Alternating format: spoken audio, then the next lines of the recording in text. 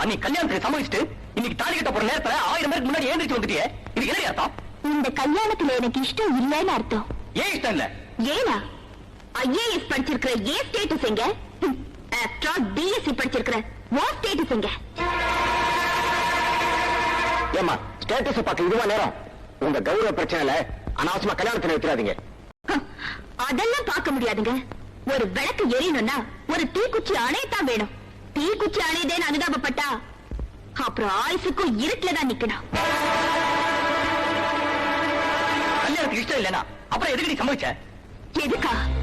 அன்னைக்கு என்ன கல்யாணம் பண்ணிக்கிறதா சம்மதிச்சு நிச்சயதார்த்தம் பண்ணிட்டு சொத்து போன உடனே தூக்கி எரிஞ்சியே, அதுக்கு ஒரு பாடம் சொல்லட்டா?